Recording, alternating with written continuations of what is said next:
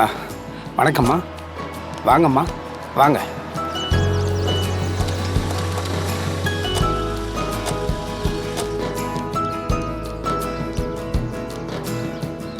எல்லாரும் குடும்பத்தோட வந்திருக்கீங்க. ஃபோன் பண்ணி ஒரு வார்த்தை கூட சொல்லலையே. உங்க நம்பருக்கு கால் பண்ண பூசாரி, உங்க நம்பர் ரீச் ஆகல. அது ஃபோன் வீட்டில் கிடக்குதுமா, உடஞ்சு போச்சு. அதான். என்னம்மா, வீட்டில் எதுவும் விசேஷமா? பூசாரி ஐயா, நாங்க கோவிலுக்கு சாமி கும்பிட வரக்கூடாதா? விசேஷ நாள்ல மட்டும்தான் வரணுமா?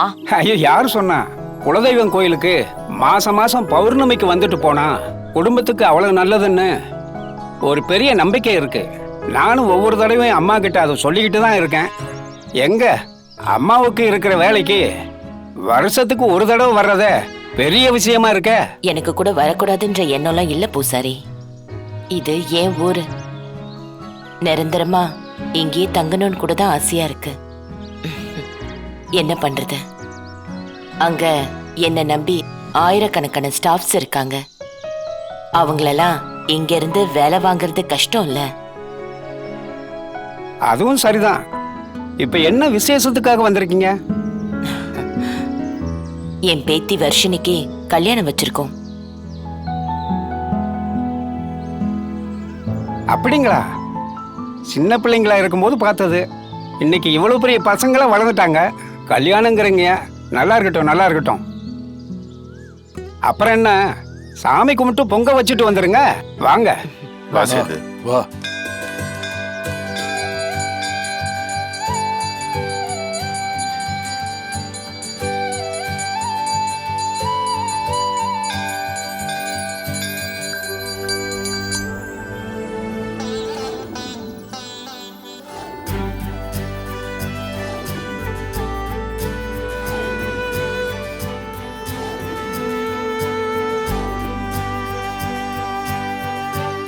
மீனா, உனக்கு எல்லாம் ஞாபகம் இருக்குல்ல?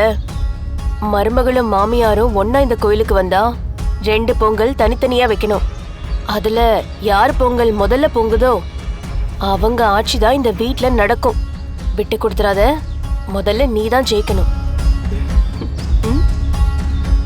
அக்கா, என்னக்கா ஏதோ பொங்கல் போட்டின்றாங்க? நீ இதை விட்டுறாதக்கா. இந்த மாதிரி மாமியார் மருமக போட்டியிலலாம் மருமக தான் ஜெயிக்கணும். இல்லன்னு வச்சுக்கோ, உன் குடுமி அவங்க கைக்கு போயிடும். சும்மா இருடி. உள்ளதை தான்க்கா சொல்றேன். அவங்க நம்ம சொந்த அத்தையாவே இருந்தாலும் போட்டின்னு வந்துட்டா போட்டி தான். மீனா, தமிழ், நம்ம குலதெய்வத்தை வேண்டிக்கிட்டு அடுப்ப பத்த வைங்க.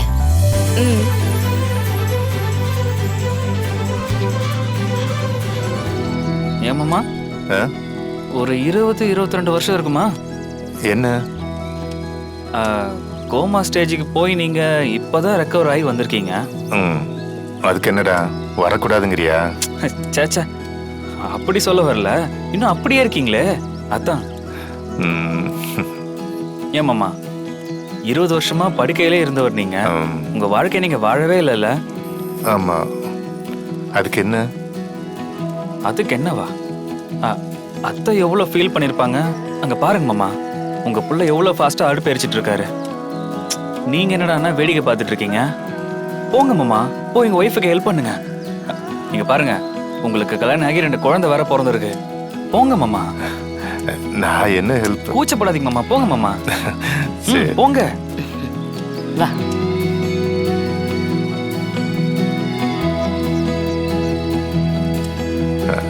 மீனா, நான் எதுவும் ஹெல்ப் பண்ணவா? இல்ல பரவாயில்லங்க.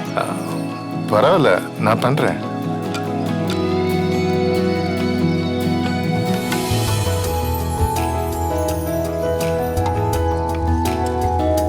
தமிழ், என்ன பண்ற?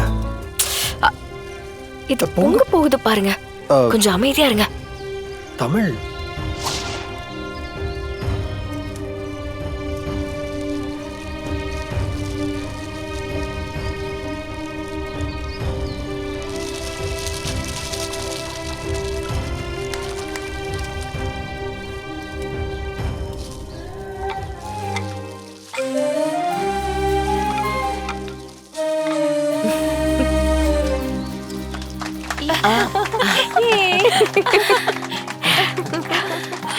சூப்பர் மீனா.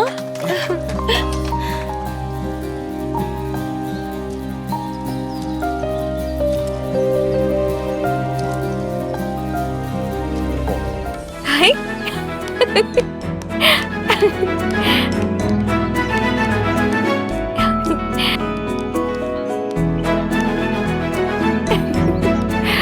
என்ன பாக்குறீங்க? பொண்டாட்டி ஊஞ்சல்ல உட்காந்தா புருஷன் பின்னாடி நின்னு ஊஞ்சல் ஆட்டணும். இதெல்லாம் பண்ண மாட்டீங்களா? தமிழ் இங்க பாரு, இந்த புருஷன் பொண்டாடி கதையில எடுக்கக்கூடாதுன்னு எத்தனை தடவை சொல்லியிருக்கேன். இப்ப என்ன உனக்கு? ஊஞ்சல ஆட்டி விடணும் அவ்வளவுதானே?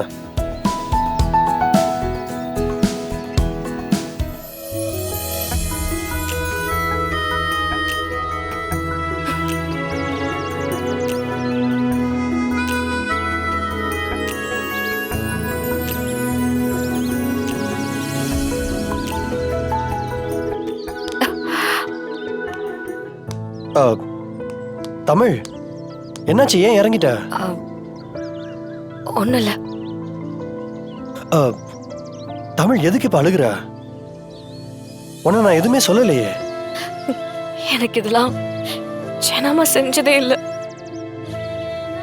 ஜனமா, அத்தை, மாமா, மாமா பசங்க, சித்தி, சித்தப்பா, அவங்க பசங்கன்னு எனக்கு இப்படி ஒரு குடும்பம் இருக்கிறதே தெரியாது.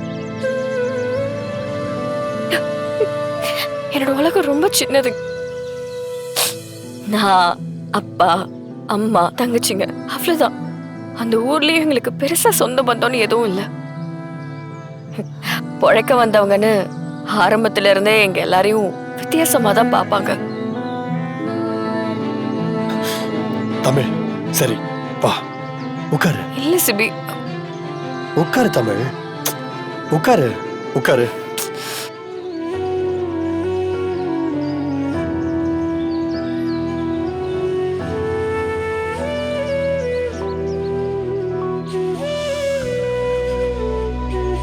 தமிழ்,